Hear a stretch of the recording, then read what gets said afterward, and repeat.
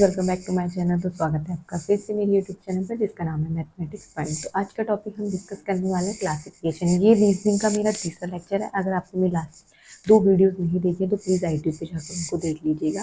मैंने उसमें रीजनिंग के दो इंपॉर्टेंट टॉपिक्स बताए हैं जो आपके कॉम्पिटेटिव एग्जाम में पूछे जाते हैं और आपके लिए हेल्पफुल भी रहेंगे। अगर आपने मेरी मैथ्स की वीडियोज़ भी नहीं देखी तो प्लीज़ यूट्यूब पर जाकर उनको चेक कर लीजिए। और अगर आपको मेरी वीडियोस अच्छी लग रही हैं और आपके लिए हेल्पफुल है तो प्लीज़ ज़्यादा से ज़्यादा लाइक शेयर कमेंट करना ना भूलें। और अगर आप मेरे चैनल पर नए हैं तो पहले सब्सक्राइब कर लीजिए और बेल आइकन पर क्लिक कर लीजिए जिससे सबसे पहले नोटिफिकेशन आपको मिलता रहे। तो आज मेरा रीजनिंग का तीसरा टॉपिक है जो हमने लिया है क्लासिफिकेशन, वर्गीकरण। किस टाइप के क्वेश्चन पूछे जाते हैं, कॉन्सेप्ट क्या है और कौन से टाइप इसमें मैक्सिमम पूछे गए, ये और क्वेश्चन कैसे सॉल्व होते हैं, सारे जो भी आपके क्वेश्चन होंगे, डाउट्स होंगे, वो मैं आपके क्लियर कराऊंगी। तो प्लीज़ वीडियो को स्किप मत करिएगा, एंड तक बने रहें मेरे साथ और लाइक शेयर कमेंट करना ना भूलें। तो शुरू करते हैं हम आज का टॉपिक रीजनिंग का classification. Hello friends, welcome back to my channel. तो स्वागत है आपका फिर से मेरे यूट्यूब चैनल पर जिसका नाम है मैथमेटिक्स पॉइंट। तो ये मेरा रीजनिंग का तीसरा लेक्चर है जिसमें हम डिस्कस करने वाले हैं क्लासिफिकेशन। इससे पहले मैंने आपके लिए दो टॉपिक और लिए थे जिसमें हमने पढ़ा था मैथमेटिकल ऑपरेशन और उसके बाद हमने पढ़ा था एनालॉजी। अगर आपने मेरी लास्ट की दो वीडियोज़ नहीं देखी रीजनिंग की तो प्लीज़ यूट्यूब पर जाकर उनको देख लीजिएगा। और जो आज का तीसरा टॉपिक है वो भी आपका कॉम्पिटिटिव एग्जाम में पूछा जाता है। मोस्ट इंपॉर्टेंट टॉपिक्स मैं आपको बता रही हूँ। तो अगर आपको मेरी वीडियो अच्छी लग रही है और आपके लिए हेल्पफुल है तो प्लीज़ गाइस ज़्यादा से ज़्यादा लाइक शेयर कमेंट करना ना भूलें। और अगर आप मेरे चैनल पर नए हैं तो बेल आइकन पर क्लिक कर लीजिए और जिससे सबसे पहले नोटिफिकेशन आपको मिलेगा। तो और वीडियो को स्किप मत करिएगा, बने रहिए मेरे साथ एंड तक। तो शुरू करते हैं हम आज का टॉपिक जो है क्लासिफिकेशन, वर्गीकरण होता क्या है। ठीक है, तो पहले ही हमें पता चल रहा है कि क्लासिफिकेशन वर्गीकरण, पहले हमें पता होना चाहिए क्लासिफिकेशन होता क्या है, वर्गीकरण क्या है। ठीक है, इसमें क्या होता है, आपके तीन टाइप के क्वेश्चन पूछे जाते हैं। पहला आपको पूछा जाता है शब्दों पर आधारित प्रश्न, और सेकंड जो पूछा जाता है वो अक्षरों पर आधारित प्रश्न, और जो तीसरा पूछा जाता है वो आपसे पूछा जाता है संख्याओं पर आधारित प्रश्न। ये तीन टाइप के क्वेश्चन जो है आपके इसमें पूछे जाते हैं। जो वर्गीकरण का चैप्टर है पूरा, वो तीन इन टाइप के क्वेश्चन पूछे जाते हैं और आपका रीजनिंग का ये टॉपिक है जो कॉम्पिटेटिव एग्जाम में आपसे पूछा जाता है। तो पहले हम बात कर लेते हैं शब्दों पर आधारित प्रश्न। शब्द का मतलब ही शब्द से है। अगर आपके पास 3 से 4 या 5 समूह दिए गए हैं, उसमें से आपको कुछ समूह दिए गए हैं जिसमें से आपको एक जो उसमें से अलग होगा वो आपको छांटना होगा। ठीक है, शब्दों का मतलब यह है, जैसे आपके पास है एक फूल, 3-4 शब्द दिए हैं, फूल, पत्ती, जड़, और तीसरा दे दिया आपका कलम। ठीक है, ये दे दिया आपको। तो आपको दिख रहा है फूल में पत्ती होगी, और पत्ती अगर हम कहें तो फूल में जड़ होगी, जड़ होगी, जड़ होगा, फूल होगा, और फिर उसमें क्या होगी, पत्ती होगी या तना होगा, जो भी और भी आपको दिए गए हैं। तो इसमें दिया गया कलम। तो कलम का मतलब यहाँ, कलम का मतलब यहाँ पेन से है। ठीक है, तो इसमें जो सबसे भिन्न है वो है कलम। ठीक है, इस टाइप के जो आपके प्रश्न होंगे वो आपके कहलाएंगे शब्द पर आधारित प्रश्न। ठीक है, सेकेंड आपका अक्षरों पर आधारित प्रश्न। इसमें अक्षरों में क्या होगा, जैसे हमने पढ़े थे, हमने ABCD, अक्षरों का मतलब है यहाँ ABCD से। ठीक है, अल्फाबेट जो है आपके ABCDEFGHIAMP।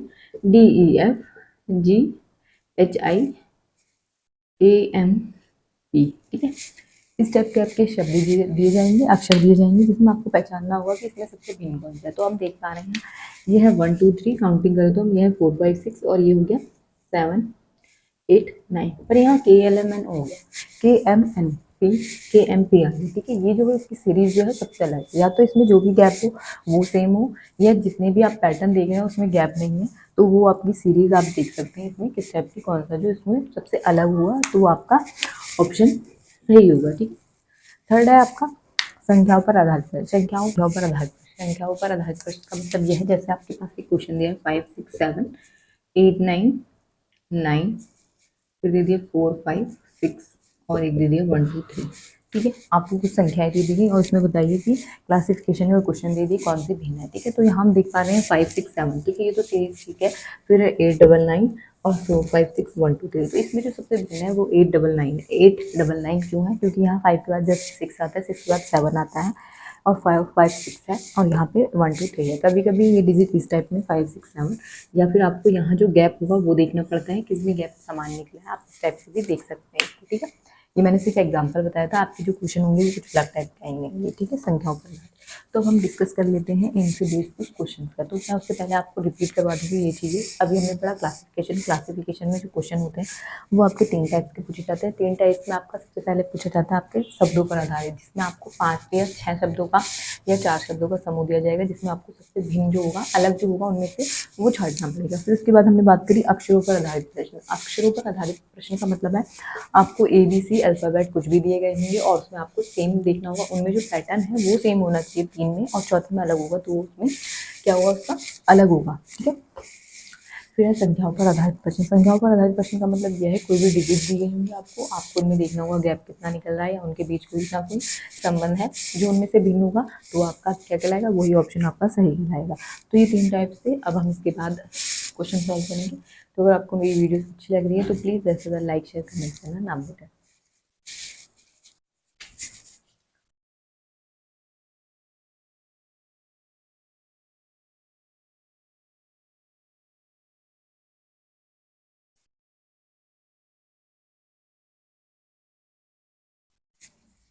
तो गाइस पहला टाइप से हम डिस्कस कर लेते हैं जो है शब्दों पर आधारित प्रश्न। किस टाइप के प्रश्न पूछे जाते हैं, तो ये कुछ एग्जांपल्स लिए हैं मैंने, जिसमें पहला क्वेश्चन हम डिस्कस कर लेते हैं, जिसमें आपको कहा जाएगा ये कुछ शब्दों का समूह दिया गया है, इसमें से विषम शब्द जो है वो आपको चुनना होगा। ठीक है। तो पहला क्वेश्चन है आपका, ऑप्शन ए दिया है आपको समुद्र, ऑप्शन बी दिया है आपको नदी, और ऑप्शन सी दिया है आपको महासागर, ऑप्शन डी दिया है आपको तरणताल।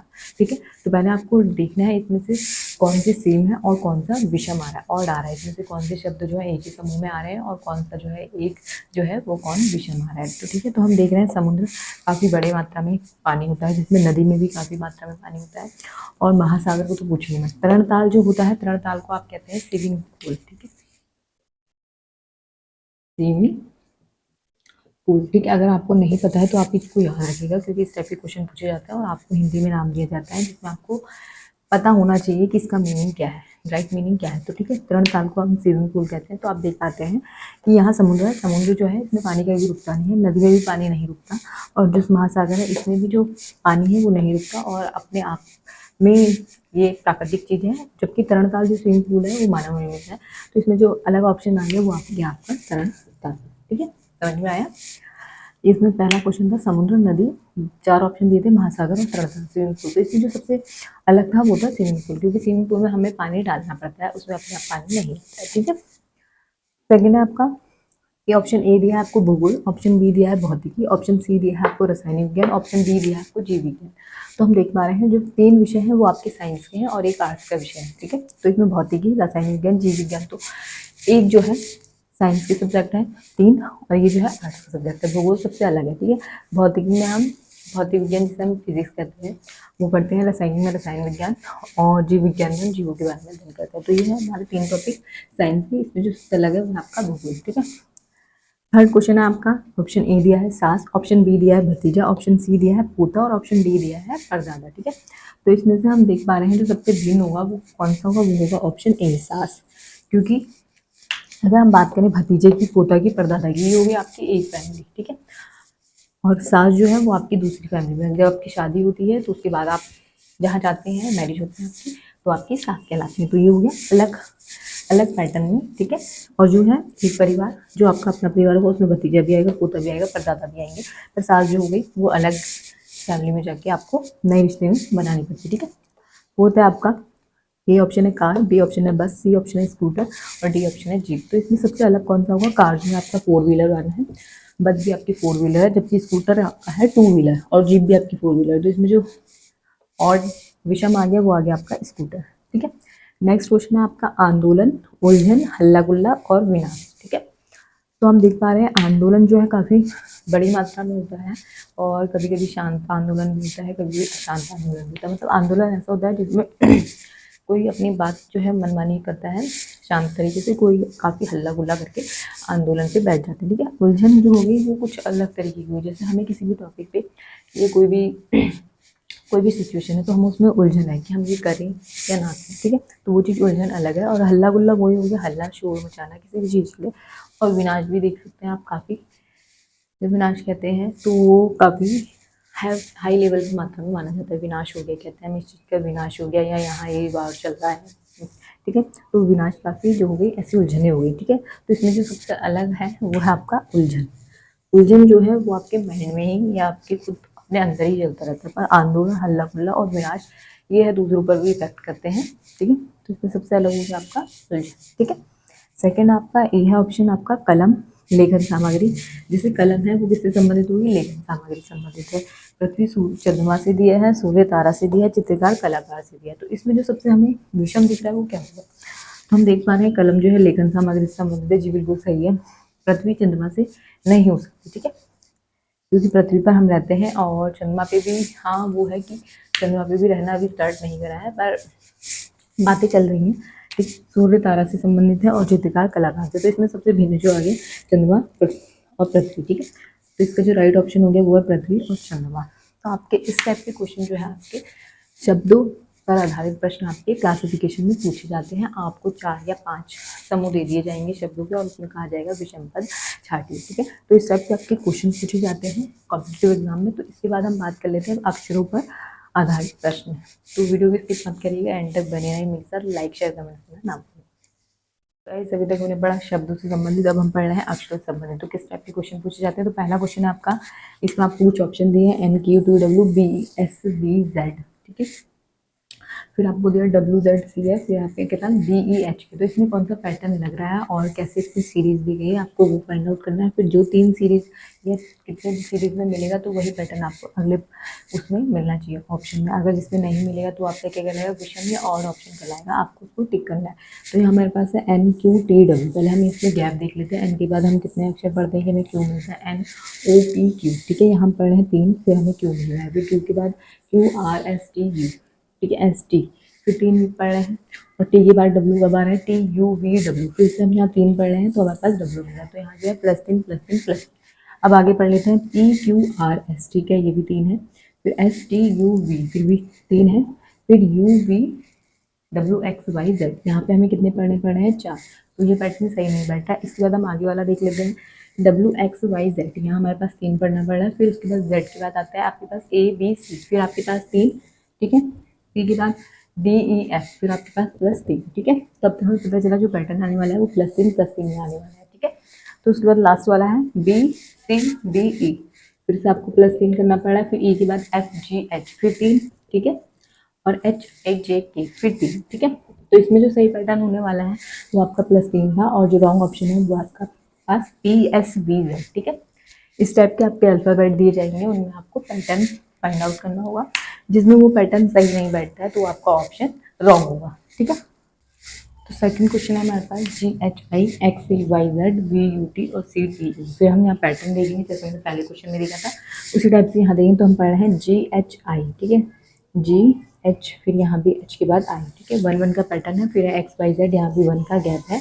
फिर हम आगे देखेंगे तो यहाँ आगे मेरे पास VU, यहाँ V आया, फिर U आया। ठीक है, U के बाद अगर हम पढ़ें तो T कब आता है, तो ये रॉन्ग हो गया। ठीक है, CDE, ये पैटर्न ठीक है, +1 +1। ठीक है, तो इसमें जो रॉन्ग आ गया वो आ गया आपका VUT। नेक्स्ट है आपके पास BBFFJJ KKOOSS। ठीक है, मैंने आपके लिए 4 टाइप दोनों अलग अलग लिखे हैं, चारों अलग अलग लिखे हैं। किस टाइप के आपके क्वेश्चन पूछे जाते हैं, कभी आपको क्वेश्चन जो हो वो किसी मीनिंग के उसमें भी दे सकते हैं, जैसे वर्ड और मीनिंग होते हैं, तो आपको वर्ड भी याद होना चाहिए, वर्ड तो याद हो वो देंगे, मीनिंग आपको पता होना चाहिए हिंदी में भी। ठीक है उसका। तो गाइस थर्ड क्वेश्चन हम आपका है वो थोड़ा अलग है, क्योंकि पहले हम सिंगल डिजिट में पढ़ रहे थे, अब हम 3 डिजिट में रिपीटेशन पढ़ रहे हैं। ठीक है, तो इसमें इतना कंफ्यूज होने की बात नहीं है, इसमें बस हमें पैटर्न देखना है कैसा दिया गया। तो BBFFJJ MMQQTT, फिर है उसके बाद KKOOSS CCGGKK। ठीक है, तो अब हम इसमें गैप देख लेते हैं। पहले बी के बाद हम कितना पढ़ेंगे, हमारे पास एफ मिल गया, तो BCDEF, यहाँ +4 का गैप आ रहा है। फिर एफ के बाद GHIG। ठीक है, यहाँ भी +4 का है। यहाँ एम और क्यू में कितना गैप है, MNOPQ, फिर यहाँ आ रहा है 4 का। और क्यू के बाद हम ठीक पढ़ें तो हमारे पास कितना है, QRST, +3 का गैप आ रहा है। ठीक है, नेक्स्ट देख लेते हैं KLMNO, यहाँ भी आ गया 4 का। OPQRS, ये भी आ गया +4 का। CDEFG, ये भी आ गया +4 का। GHIJK, तो ये भी आ गया +4 का। तो इसमें जो सबसे ऑड है वो है आपका ऑप्शन नंबर बी। ठीक है, MMQQTT, क्योंकि यहाँ जो पैटर्न है वो 4 गैप है यहाँ पहले, और फिर उसके बाद 3 गैप हो रहा है, और सब में कितना है, 4 का गैप है। ठीक है, तो इसमें जो ऑड ऑप्शन हो गया वो हो गया आपका ऑप्शन नंबर बी। नेक्स्ट और लास्ट क्वेश्चन है आपका चॉप, स्लाइड, स्ट्रिप और है आपका स्लाइस, ठीक है। तो इसमें हम अगर देख पा रहे हैं चॉप का मतलब भी काटना होता है, ठीक है, स्लाइड का मतलब भी काटना होता है, और पीसेस में मतलब हम किसी भी चीज़ को चाकू से काटते हैं तो हमारा चॉप कहलाता है। वही स्लाइड का मीनिंग है, वही स्लाइस का मीनिंग है, पर चिप जो है वो चिड़ियों की चहचहाहट से है, ठीक है। तो इसमें जो रॉन्ग ऑप्शन हो गया ऑप्शन नंबर 3, ठीक है। तो इसमें जो आपका क्वेश्चन पूछे जाते हैं अक्षरों में वो कुछ इस टाइप के पूछे जाते हैं, या तो आपको पैटर्न निकालना होगा या आपको कोई भी वर्ड दे दिया जाएगा, आपको मीनिंग पता होना चाहिए सबसे अलग मीनिंग किसका है, तो वो आपका ऑप्शन होगा। और एक पैटर्न पढ़ा हमने, अगर आपका रिपीटेशन दे दिया जाए तो वहाँ भी आपको गैप देखना है कि किस टाइप से दिया गया है, ठीक है। तो ये देखो कुछ अक्षरों पर आधारित प्रश्न। इसके बाद हम बात कर लेते हैं संख्याओं पर आधारित प्रश्न की, ठीक है। लास्ट है आपका संख्याओं पर आधारित किस टाइप के क्वेश्चन पूछे जाते हैं, तो उसके कुछ एग्जांपल कुछ इस टाइप के हैं। जैसे पहला ऑप्शन आपका 27, 35, 18, 9। फिर वही क्वेश्चन है होता है जैसे आपके पास 3 समूह दिए हैं, 5 संख्याओं का समूह दिया है जिसमें आपको विषम संख्या छांटनी है। तो इसमें हम देख पा रहे हैं 27 है, 35 है, 9, 18 है, 9 है और 18 है। अब हम इसमें ऐसी ट्रिक लगाएं या कुछ भी हम इसमें पैटर्न लगाएं कि हमें पता चले कि इसमें जो विषम होगा वो कौन सा ऑप्शन होने वाला है। तो हम देख रहे हैं यहाँ 9 है, यहाँ 18 है, यहाँ 35 है और यहाँ 27 है। तो जहाँ 27 है, 9, 18 है और 9 है, तो ये है जो 9 के पहाड़े में 9 कम 9, 9 3 18 और 9 3 27, पर 35 जो है वो 9 के पहाड़े में नहीं आता है। तो ऑप्शन जो बी हो गया वो इसका रॉन्ग ऑप्शन है, ठीक है। सेकंड है आपका 1 2 3, इसमें 6 है, फिर दूसरा है 234, डैश लगाकर 9 दिया गया है, 345 डैश लगा के 13 दिया गया है, फिर है आपका 456 जिसमें आपको 15 दिया गया। तो इसमें जो आपका रॉन्ग ऑप्शन होने वाला है वो क्या होने वाला है हम देख लेते हैं। जैसे कई बार पैटर्न ये लगाना पड़ता है हमें, या तो हमें उसको एडिशन करना पड़ता है उसमें या मल्टीप्लिकेशन करना पड़ता है। तो यहाँ पे जो पैटर्न लग रहा है वो क्या है, तो ये हम देख सकते हैं 3 की अगर हम 2 में मल्टीप्लाई करेंगे तो यहाँ पे आने वाला है 6, 6 इंटू 1 करेंगे तो यहाँ आ गया हमारे पास 6। फिर है नेक्स्ट आपके पास 4। यहाँ अगर हम देखें तो यहाँ अगर हम देखें तो ये तो ठीक है, पर यहाँ हम देखें तो अगर हम इसको जोड़ के देखें तो 3 2 5 और 1 हो गया हमारे पास 6। तो ये अगर जोड़ने में भी करें तो भी हमारे पास 6 होगा, मल्टीप्लिकेशन करें तब भी हमारे पास 6 होगा। नेक्स्ट पैटर्न हम देख लेते हैं, यहाँ हो गया 3 दूनी 6 और अगर हम गुणा करें 6 चौक 24 पर यहाँ 9 है। तो यहाँ जो पैटर्न लगने वाला है वो 2 + 3 हो गया आपके पास 5 और +4 हो गया आपके पास 9। नेक्स्ट है 5 और 4 होता है आपके पास 9 और 9 और 3 होता है आपके पास 12, पर यहाँ आ गया आपके पास 13, ठीक है। तो ऐसे ही दूसरा वाला है, यहाँ आ गया 5 और 4 9 और 9 और 6 15। ऑप्शन आने वाला है वो आने वाला है आपके पास ऑप्शन नंबर सी। तो यहाँ जो हम देख पा रहे हैं कि हम उनको जोड़ रहे हैं तो हमारे पास आना चाहिए 12, पर यहाँ आ रहा है 13। तो ऑप्शन नंबर जो सी हो गया वो इसका राइट आंसर हो गया, ठीक है। क्योंकि इसमें अगर हम जोड़ें तो 3 2 5 और 1 6 हो गया, और यहाँ 4 और 3 कितना हो गया आपके पास 7 और 2 9, ठीक है। पर यहाँ पे जो है 12 होना चाहिए, पर यहाँ पे दे दिया है 13। तो इसमें कुछ कहीं जो पैटर्न होता है वो आपका जोड़ने पे होता है और कहीं जो होता है आपके पास गुणा करने पर। जैसे आपके पास नेक्स्ट क्वेश्चन है 55 और 15 और 64 और 24, 82 और 17 और 27 और 14। यहाँ हम देख पा रहे हैं 5 और 3 होते हैं हमारे पास 8, तो ये जोड़ने पर नहीं है, तो 5 दिया होता है आपके पास 15, तो ये 15 आ रहा है गुणा करने पर, ठीक है। अगर हम यहाँ दिए 6 चौक 24, ये भी ठीक है, गुणा करने पर 24 मिल रहा है। 8 दूनी 16, पर यहाँ दिया गया है 17। 7 दूनी 14 होता है, ये बिल्कुल ठीक है। जिसमें रॉन्ग ऑप्शन आ गया वो ऑप्शन नंबर सी है, ठीक है। कहीं कहीं पे मल्टीप्लिकेशन का रूल हुआ, कहीं कहीं पे एडिशन का, ठीक है।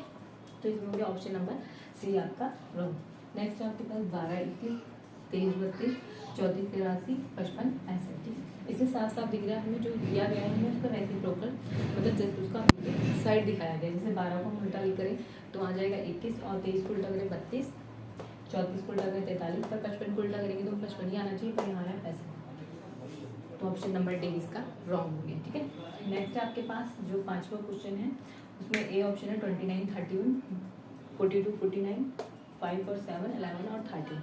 तो इसमें आपको देखना थोड़ा कन्फ्यूजन हो जाएगा, क्योंकि यहाँ अगर आप गैप देखें तो 29 30 31, यहाँ 2 का गैप आ रहा है। फिर यहाँ पे अगर आप देखेंगे गैप को अगर आप लेके चल रहे हैं तो यहाँ 9 में से 2 गैप आपके पास आ गया 7, यहाँ आ रहा है 2 का, और यहाँ 11 12 13। ये भी ऑप्शन ठीक बैठा है, पर इसमें ऐसा पैटर्न आप लगाना चाहें तो ये ठीक है।